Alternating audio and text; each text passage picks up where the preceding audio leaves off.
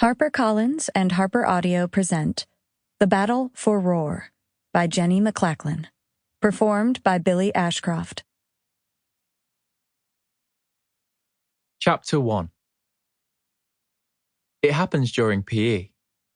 We're playing rounders on the field when this huge crow comes flying over the science block. I'm supposed to be bowling, but all I can do is stare up at the sky and watch as the bird flies closer and closer.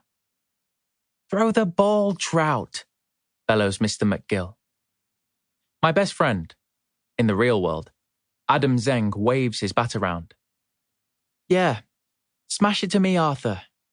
Pretend you're a wizard and that ball is a power crystal that will turn my bones to jelly." Like me, Adam has a big imagination. Unlike me, he sees no reason to hide this fact from the rest of our class. He starts to wobble, like jelly, and laughter breaks out across the field. This enrages Mr. McGill, who yells, "Bowl, Trout, bowl!" So I bowl. But just as the ball is leaving my hands, the crow dives towards me. I yelp and throw myself to the ground. "Bird attack!" screams Adam, and the ball smacks into Mr. McGill's stomach. Through my fingers, I watch as the bird pecks a crust off the grass, then flies away again. "That bird was going for you, Arthur," says Adam, as he pulls me to my feet. "I thought he was going to peck your eyes out." "Me too," I say, glancing nervously at the sky. Mr. McGill isn't amused by the whole crow ball in the stomach thing.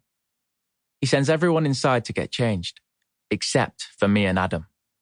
Then, with one hand resting protectively on his stomach, he jabs a finger at us and says, "I want you two jokers to stay out here and pick up litter." I look around. Rubbish is scattered across the field. Water bottles and crisp packets drift in the wind. "What? All of it?" I say. "Yes, Trout. All of it," he says.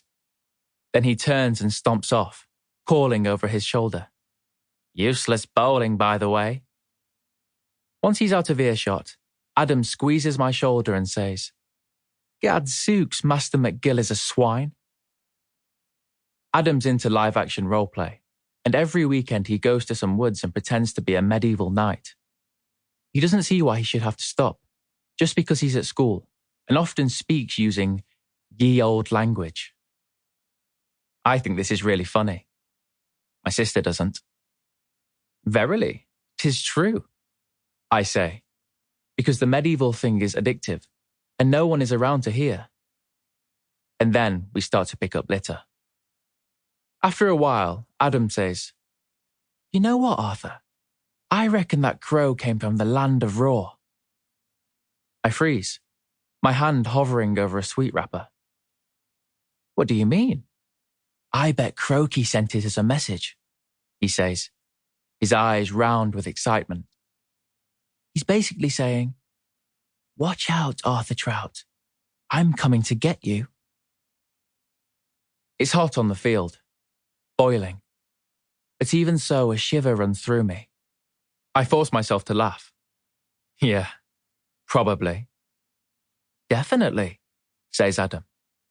Then he starts chasing a crisp packet across the field, yelling, "Come hither, dastardly monster munch." I have to remind myself that, of course, Adam is joking, and he doesn't believe for 1 second that Croaky, a wicked scarecrow with wings, is sending me sinister messages via a crow. As far as Adam's concerned, he likes pretending to be a medieval knight, and I like making up stories about a fantasy world called the Land of Roar. And it's one of the reasons we're such good friends. But, as he runs across the field, the cold feeling continues to creep through me. I look up at the sky. The bird has definitely gone. But even so, my heart beats fast. Because what Adam doesn't know is that Croaky is 100% real.